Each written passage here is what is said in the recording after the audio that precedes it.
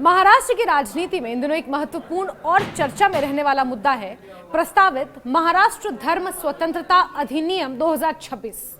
इस विधेयक को महाराष्ट्र की विधानसभा में पेश किया गया है और इस पर व्यापक बहस अब छिड़ चुकी है। खास बात यह है कि आमतौर पर अलग अलग मुद्दों पर आमने सामने रहने वाले पक्ष और विपक्ष इस मसले में कुछ हद तक एक ही दिशा में नजर आ रहे हैं। मुख्यमंत्री देवेंद्र फडणवीस के नेतृत्व वाली सरकार ने इस बिल को जबरन, धोखे या लालच देकर किए जाने वाले धर्मांतरण को रोकने के लिए पेश किया है, जबकि विपक्ष में बैठी शिवसेना यूबीटी और उसके नेता उद्धव ठाकरे ने भी इस पर समर्थन जताया है, जो अपने आप में एक महत्वपूर्ण राजनीतिक घटनाक्रम माना जा रहा है।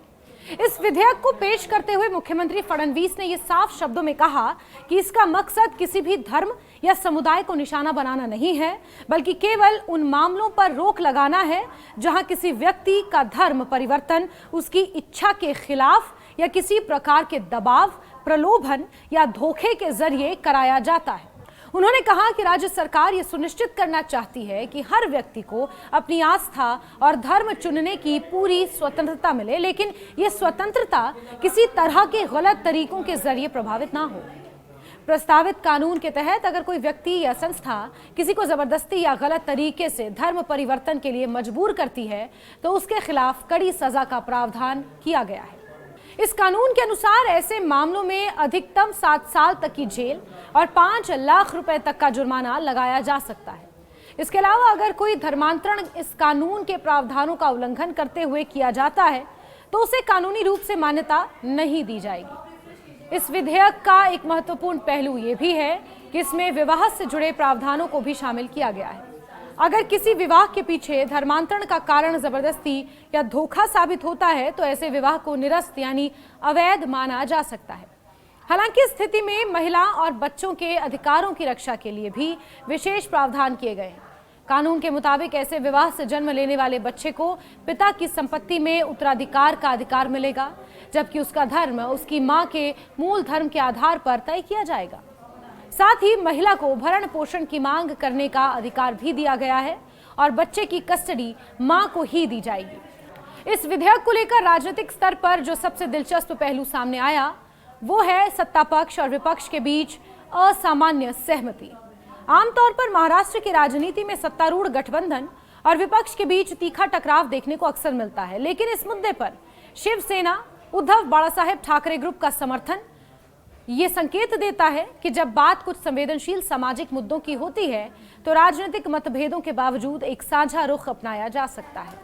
उद्धव ठाकरे के नेतृत्व वाली शिवसेना यूबीटी का इस विधेयक के समर्थन में आना इसलिए भी महत्वपूर्ण है क्योंकि वो फिलहाल विपक्ष में है और कई मुद्दों पर सरकार की आलोचना करती रहती है। ऐसे में इस बिल पर समर्थन देना ये दर्शाता है कि पार्टी इस मुद्दे को राजनीतिक नजरिए से हटकर सामाजिक और कानूनी दृष्टिकोण से देख रही है। हालांकि इस विधेयक को लेकर कुछ सवाल और चिंताएं आज भी उठाई जा रही हैं। कुछ विशेषज्ञों और सामाजिक संगठनों का मानना है कि इस तरह के कानूनों का इस्तेमाल कहीं गलत तरीके से ना हो जाए और व्यक्तिगत स्वतंत्रता पर इसका असर ना पड़े।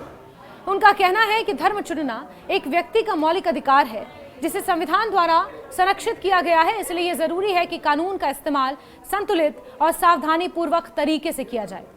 भारत के संविधान में हर नागरिक को अपनी आस्था और धर्म का पालन करने, उसे बदलने और उसका प्रचार करने का अधिकार दिया गया है, लेकिन साथ ही ये भी स्पष्ट किया गया है कि यह अधिकार सार्वजनिक व्यवस्था, नैतिकता और कानून के दायरे में ही इस्तेमाल किया जा सकता है।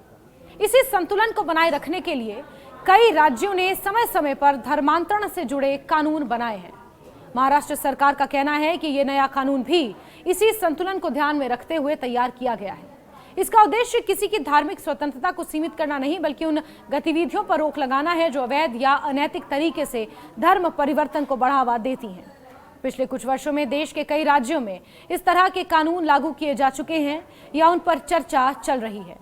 इन कानूनों का मुख्य उद्देश्य यही रहा है कि किसी भी व्यक्ति को उसकी इच्छा के खिलाफ धर्म बदलने के लिए मजबूर ना किया जाए। महाराष्ट्र में प्रस्तावित यह कानून भी उसी दिशा में एक कदम माना जा रहा है। राजनीतिक विश्लेषकों का मानना है कि इस विधेयक का असर केवल कानूनी दायरे तक सीमित नहीं रहेगा, बल्कि इसका राजनीतिक प्रभाव भी देखने को मिल सकता है।